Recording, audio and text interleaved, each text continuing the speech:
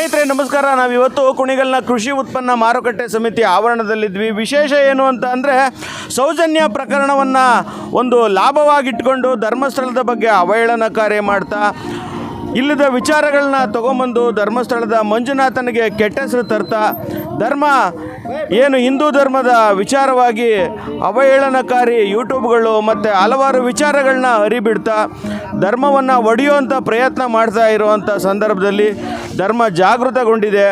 ನಾವು ಕೂಡ ಧರ್ಮದ ಪರವಾಗಿದ್ದೀವಿ ಅಂತ ಹೇಳಿ ಬೆಂಗಳೂರಿಂದ ಹಲವಾರು ಬೈಕ್ಗಳು ವಾಹನಗಳು ಎಲ್ಲ ಕೂಡ ಧರ್ಮಸ್ಥಳಕ್ಕೆ ಜಾಥಾ ಹೋಗ್ತಾ ಇದ್ದಾರೆ. ಹಾಗಾಗಿ ಹಲವಾರು ಮುಖಂಡರು ಇಲ್ಲಿ ಸೇರಿಕೊಂಡಿದ್ದಾರೆ.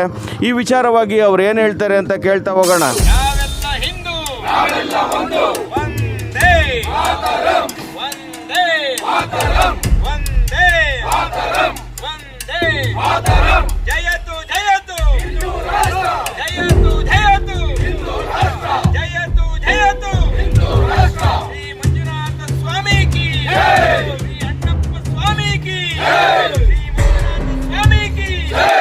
ಈ ದಿವಸ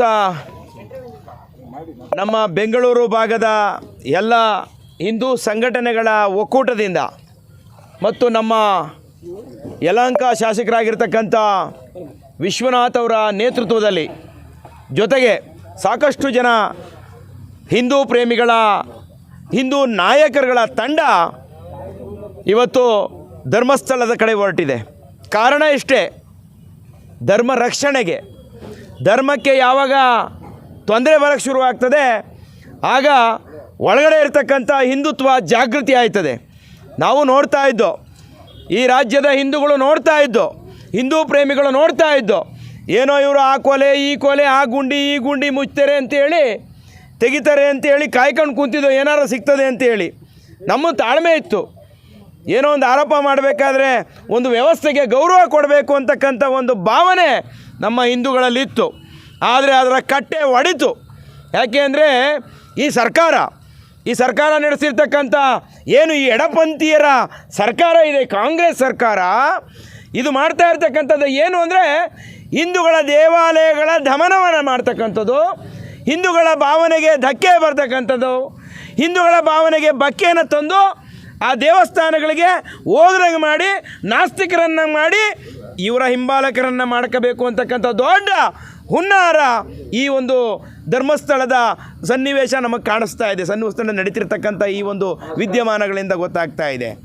ಇದನ್ನು ನಾವು ಖಂಡಿಸ್ತಾ ಇದ್ದೇವೆ. ಇದನ್ನು ವಿರುದ್ಧವಾಗಿ ಉಗ್ರವಾಗಿ ನಾವು ಖಂಡಿಸ್ತೇವೆ. ಮಾನ್ಯ ಏನು ಸಿದ್ದರಾಮಯ್ಯನವರೇ ಮತ್ತು ಈ ರಾಜ್ಯದ ಗೃಹ ಮಂತ್ರಿಗಳೇ, ನಿಮಗೆ ನೇರವಾಗಿ ನಮ್ಮ ನೇರವಾದ ಪ್ರಶ್ನೆ. ನೀವು ಪಾಪ ಸೌಜನ್ಯ ಒಂದೇ ಒಂದು ಕೊಲೆಯ ಪ್ರಕರಣನ ನೀವು ಇಟ್ಕೊಂಡು ಅವ್ರ ಮನೆಗೆ ಅನ್ಯಾಯ ಆಗಿದೆ, ಸರ್ಕಾರವೇ ಅದಕ್ಕೆ ಅನ್ಯಾಯ ಆಗಿದೆ ಒಪ್ಕೊಳ್ಳೋಣ. ಬೇರೆ ಜನಕ್ಕೆ ಆಗಿರೋ ಅನ್ಯಾಯಕ್ಕೆಲ್ಲ ಹಿಂಗೆ ನೀವು ಲಕ್ಷಾಂತರ ರೂಪಾಯಿ ಖರ್ಚು ಮಾಡಿ ತನಿಖೆ ಮಾಡಿಸಿದ್ದೀರಾ?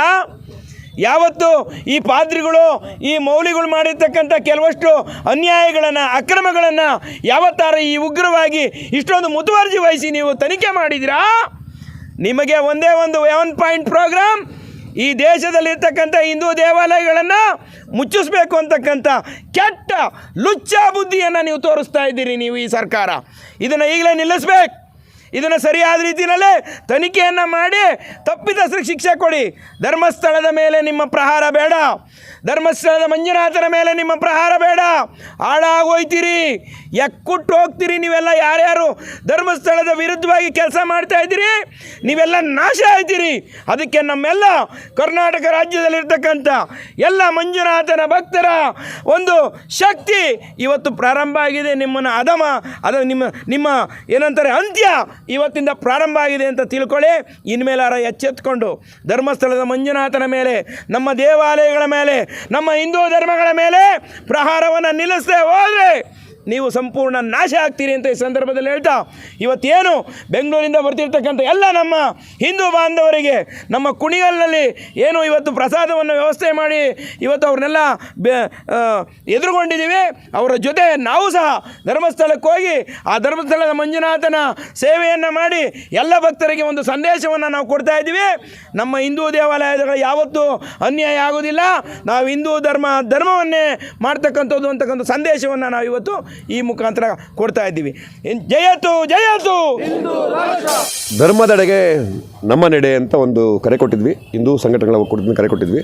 ಕಾರಣ ಇಷ್ಟೇ, ನಮ್ಮ ಧಾರ್ಮಿಕ ಕೇಂದ್ರ, ನಮ್ಮ ಶ್ರದ್ಧಾ ಕೇಂದ್ರವಾದ ನಮ್ಮ ಪವಿತ್ರ ಧರ್ಮಸ್ಥಳದ ಬಗ್ಗೆ ಸುಮಾರು ವರ್ಷಗಳಿಂದ ಅಪಪ್ರಚಾರ ಮಾಡ್ತಾಯಿದ್ರು. ಈ ಅಪಪ್ರಚಾರವನ್ನು ಈಗಾಗಲೇ ನಮ್ಮ ಬಲರಾಮಣ್ಣ ಹೇಳ್ದಂಗೆ ಯಾಕೆ ಇಷ್ಟು ದಿನ ನಾವು ತಡೆದ್ವಿ ಅಂತಂದರೆ, ಸರ್ಕಾರ ತನ್ನದೇ ಆದ ಒಂದು ತನಿಖೆಗಳು ಅಥವಾ ಒಂದು ನ್ಯಾಯಾಲಯಗಳಲ್ಲಿ ಹಲವಾರು ಒಂದು ವಿಷಯಗಳಿಗೋಸ್ಕರ ನಾವು ತಡೆತಾ ಇದ್ವಿ.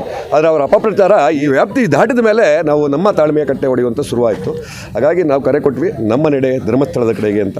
ಇವತ್ತು ರಾಜ್ಯದ ಹಲವಾರು ಕಡೆಯಿಂದ ಹಲವಾರು ಹಿಂದೂ ಸಂಘಟನೆಗಳು, ಹಲವಾರು ಹಿಂದೂ ನಾಯಕರುಗಳು ಇವತ್ತು ಧರ್ಮಸ್ಥಳದಲ್ಲಿ ಬರ್ತಾ ಇದ್ದಾರೆ. ಧರ್ಮಸ್ಥಳ ಅನ್ನೋದು ನಮಗೆ ಪವಿತ್ರವಾದ ಕ್ಷೇತ್ರ. ಎಡಪಂಥೀಯರ ಹಾಗೂ ಈ ಧರ್ಮದ್ರೋಹಿಗಳ ಕುತಂತ್ರದಿಂದ ಇವತ್ತು ಧರ್ಮಸ್ಥಳಕ್ಕೆ ಇನ್ನೊಂದಷ್ಟು ಬೇಡವಾದ ವಿಷಯಗಳು ಬಂದಿದೆ. ಹಾಗಾಗಿ ಆ ಒಂದು ಆರೋಪಗಳನ್ನು ನಮ್ಮ ಹಿಂದೂ ಬಾಂಧವರಲ್ಲಿ ತೊಳಿಬೇಕು, ಅದನ್ನು ನಿವಾರಣೆ ಆಗಬೇಕು ಅಂತಂದರೆ ನಾವೆಲ್ಲರೂ ಧರ್ಮಸ್ಥಳದ ಕಡೆಗೆ ಈ ಒಂದು ನಡಿಬೇಕು ಅಂತ ಇತ್ತು. ಬರ್ತಾ ಇದ್ದೀವಿ. ದೊಡ್ಡ ಸಂಖ್ಯೆಯಲ್ಲಿ ಪ್ರತಿಕ್ರಿಯೆ ಸಿಕ್ಕಿದೆ. ಈಗಾಗಲೇ ಜಿಲ್ಲಾವಾರು ಪ್ರತಿಭಟನೆಗಳಾಗಿ ಯಾರು ಯೂಟ್ಯೂಬರ್ಸು ವಿಡಿಯೋ ಮಾಡಿಕೊಂಡು ನಮ್ಮ ಧರ್ಮವನ್ನು ಅವಹೇಳನ ಮಾಡಿಕೊಂಡು ಅಪವಿತ್ರಗೊಳಿಸ್ತಾ ಇದ್ರು, ಅವರಿಗೆಲ್ಲರಿಗೂ ಒಂದು ಎಚ್ಚರಿಕೆ ಸಂದೇಶ ಕೊಟ್ಟಿದೆ. ಬಹುತೇಕ ನಮ್ಮ ಮಹಿಳೆಯರು ಕೊಟ್ಟರಲ್ಲ, ಬಂದು ತೊಡೆತಟ್ಟಿ ಕರೆದ್ರಲ್ಲ, ಬನ್ನಿ ರೋಡಿಗೆ ನೋಡೋಣ ಅಂತಂದ್ರಲ್ಲ, ಅದಕ್ಕೆ ನಡುಗೋಗಿದ್ದಾರೆ. ಇನ್ನು ಮುಂದೆ ಅವ್ರು ಯಾರೂ ಬಾಲ ಬಿಚ್ಚಲ್ಲ ಅಂತ ಅಂದ್ಕೊಂಡಿದ್ವಿ. ಬಿಚ್ಚಿದ್ರೆ ಧ್ವಂಸ ಮಾಡೋದು ಹಿಂದೂ ಸಂಘಟನೆಗಳಿಗೆ, ಹಿಂದೂಗಳಿಗೆ ಗೊತ್ತು ಅಂತ ಹೇಳ್ತೀವಿ. ಭಾರತ್ ಮಾತಾ ಕಿ. ಇದು ಇವತ್ತಿನ ಒಂದು ಪ್ರಯಾಣ ನಮ್ಮ ಬೆಂಗಳೂರಿನ ನಾಗರಿಕರು ಮತ್ತು ಕುಣಿಗಲ್ನ ನಾಗರಿಕರು ಮತ್ತು ಎಲ್ಲ ಹಿಂದೂ ಸಂಘಟನೆಗಳು ಒಂದು ಒಗ್ಗಟ್ಟಾಗಿ ನಮ್ಮ ನಡೆ ಧರ್ಮಸ್ಥಳದ ಕಡೆ, ಇದಕ್ಕೆ ಬಲವಾದ ಕಾರಣ ಇದು ಹಿಂದೂಗಳ ದಮನ ನೀತಿಯನ್ನು ಅನುಸರಿಸಿರುವ ನಮ್ಮ ಕಾಂಗ್ರೆಸ್ ಸರ್ಕಾರಕ್ಕೆ ಇದೊಂದು ದೊಡ್ಡ ಎಚ್ಚರಿಕೆ ಆಗಬೇಕು. ಇಂಥ ಹಿಂದೂ ಧಾರ್ಮಿಕ ಕೇಂದ್ರಗಳಿಗೆ ಅವರು ಧಕ್ಕೆ ಬರುವಂಥ ಯಾವ ಕೆಲಸನೂ ಮಾಡಬಾರ್ದು. ಇದು ನಮ್ಮ ಹಿಂದೂಗಳ ಭಾಳ ಮನಸ್ಸಿಗೆ ಧಕ್ಕೆ ಆಗಿದೆ. ಈ ಧರ್ಮಸ್ಥಳ ಒಂದು ಪವಿತ್ರ ಕ್ಷೇತ್ರನ ಇವರು ಏನೂ ವಿಚಾರ ಗೊತ್ತಿಲ್ಲದಲೆ ಒಬ್ಬ ಅನಾಮಿಕ ಹೇಳ್ದ ಅಂತ ಹೇಳ್ಬಿಟ್ಟು ಒಂದು ಎನ್ಕ್ವೈರಿನ ಶುರು ಮಾಡಿದ್ದಾರೆ. SIT ತನಿಖೆ ಮಾಡಿಸ್ತಾ ಇದ್ದಾರೆ. ಅದಕ್ಕೆ ಮೊದಲು ಅವರು SIT ತನಿಖೆ ಮೊದಲು ಅವನ ಪೂರ್ವಭಾವನ ಅವರು ಒಂಚೂರು ನೋಡಬೇಕಾಗಿತ್ತು. ಈಗ ಬೆಂಗಳೂರಿನಲ್ಲಿ ಒಂದು ದೊಡ್ಡ ಗಲಾಟೆ ಆಯಿತು. ಒಬ್ಬ ಹಿಂದೂ ಹುಡುಗ ಒಂದೇ ಒಂದು ಕಾಮಿಟ್ ಹಾಕ್ದ ಅಂತ ಹೇಳ್ಬಿಟ್ಟು ಸ್ಟೇಷನ್ನೇ ಧ್ವಂಸ ಮಾಡಿದ್ರು, ಒಬ್ಬ MLA ಮನೆಯೇ ಧ್ವಂಸ ಮಾಡಿದ್ರು. ಅಂಥ ವಿಚಾರದಲ್ಲಿ ಇವರು ಏನೂ ಆಕ್ಷನೇ ತಗೊಳ್ಳಿಲ್ಲ. ಅವ್ರನ್ನೆಲ್ಲ ಅರೆಸ್ಟ್ ಮಾಡೋಕ್ಕೆ ಇಡೀ ವರ್ಷಗಳು ತಗೊಂಡ್ರು. ಇದರಲ್ಲೇ ಗೊತ್ತಾಗುತ್ತೆ ಇವರು ಹಿಂದೂ ಭಾವನೆಗಳಿಗೆ ಧಕ್ಕೆ ಮಾಡ್ತಾ ಇದ್ದಾರೆ. ಇದು ಹಿಂದೂ ಸಂಘಟನೆಗಳನ್ನ ಇವರು ಕಡೆಗಣಿಸ್ತಾ ಇದ್ದಾರೆ. ಹಿಂದೂ ದೇವಸ್ಥಾನಗಳಿಗೆ ಇವರು ಪ್ರೋತ್ಸಾಹ ಕೊಡ್ತಾ ಇಲ್ಲ. ಈ ಕಾಂಗ್ರೆಸ್ ಸರ್ಕಾರ ಈ ಅನೀಚ ಬುದ್ಧಿನ ಬಿಟ್ಟು ಈ ಕೇಡ್ಗಾಲ ಕಾಂಗ್ರೆಸ್ ಸರ್ಕಾರಕ್ಕೆ ಹತ್ರ ಆಗಿದೆ. ಖಂಡಿತವಾಗಲೂ ಇವತ್ತೇ ಏನಾದ್ರು ಎಲೆಕ್ಷನ್ ನಡೆದ್ರೆ ಕಾಂಗ್ರೆಸ್ ಧೂಳಿಪಟ ಆಗುತ್ತೆ ಕರ್ನಾಟಕದಲ್ಲಿ ಅಂತ ಈ ಒಂದು ಮಾತನ್ನ ಹೇಳ್ತಾ ಇದ್ದೀನಿ. ಯಾಕೆ ಅಂದರೆ ಇವರು ಈ ಮಾಡ್ತಾ ಇರೋ ಕೆಲಸಗಳು, ಇವರು ಹಿಂದೂ ಧರ್ಮಕ್ಕೆ ಇಷ್ಟೊಂದು ಅನ್ಯಾಯ ಮಾಡ್ತಾ ಇದ್ದಾರೆ. ಆಮೇಲೆ ಅವರು ಓಟ್ಗೋಸ್ಕರ ಮುಸ್ಲಿಮ್ಸನ್ನ ಓಲೈಸ್ಕೊತಾ ಇದ್ದಾರೆ, ಇನ್ನೊಬ್ರನ್ನ ನಾವು ಅದಕ್ಕೆ ಯಾವತ್ತೂ ಹಿಂದೂ ಧರ್ಮೀಯರು ಅದಕ್ಕೆ ಅಡ್ಡಿ ಬಂದಿಲ್ಲ. ಇದು ಅತಿರೇಕಕ್ಕೆ ಹೋಗಿದೆ. ಹಿಂದೂ ಧರ್ಮದ ಕಡೆಗಣನೆ ಅತಿರೇಕಕ್ಕೆ ಹೋಗಿರೋದ್ರಿಂದ ಇವತ್ತು ನಾವೆಲ್ಲ ಪ್ರತಿಭಟಿಸಲೇಬೇಕು. ಇಲ್ಲೊಬ್ಬರು ತ್ರಿಶೂಲದ ಜೊತೆಗೆ ಒಂದು ಧರ್ಮದ ಬಾವುಟವನ್ನು ಕಟ್ಕೊಂಡು ಹೊರಟಿದ್ದಾರೆ. ಅಂದರೆ ಧರ್ಮಕ್ಕೆ ಸಮಸ್ಯೆ ಬಂದಾಗ, ಕಷ್ಟ ಬಂದಾಗ ಆ ಶಿವನ ಕೈಲಿರೋ ಅಂಥ ತ್ರಿಶೂಲ ಓಪನ್ ಆಗುತ್ತೆ, ರುದ್ರ ತಾಂಡವ ಶುರುವಾಗುತ್ತೆ ಅಂತ ಹೇಳಿ ಅವರು ಅದನ್ನು ಪ್ರೊಜೆಕ್ಟ್ ಮಾಡ್ತಾ ಇದ್ದಾರೆ. ಹಿಂದೂ ಧರ್ಮದ ಯಾವುದೇ ದೇವಾಲಯದ ದೇವರುಗಳಲ್ಲಿ ತಗೊಳ್ಳಿ, ಆ ದೇವರಲ್ಲಿ ಪ್ರತಿಯೊಬ್ಬರಲ್ಲೂ ಕೂಡ ಆಯುಧ ಇರುತ್ತೆ. ಹಾಗಾಗಿ ಇವತ್ತು ಹಿಂದೂ ಧರ್ಮದ ಆಯುಧಗಳು ಹೊರಗಡೆ ಬರ್ತಾ ಇದೆ. ಹಿಂದೂ ವಿರೋಧಿಗಳು ಎಚ್ಚರವಾಗಿರಬೇಕು ಅಂತ ಹೇಳಿ ಎಲ್ಲರೂ ಎಚ್ಚರಿಕೆ ಕೊಡ್ತಾ ಇದ್ದಾರೆ. ಬಂಧುಗಳೇ, ಹೆಚ್ಚು ಜನಕ್ಕೆ ಈ ವಿಡಿಯೋ ತಲುಪಿಸಿ ನಿಮ್ಮ ಅನಿಸಿಕೆ ಅಭಿಪ್ರಾಯಗಳನ್ನ ಕಾಮೆಂಟ್ ಮಾಡಿ. ಇದುವರೆಗೂ ನೋಡಿದ್ದಕ್ಕೆ ಧನ್ಯವಾದಗಳು.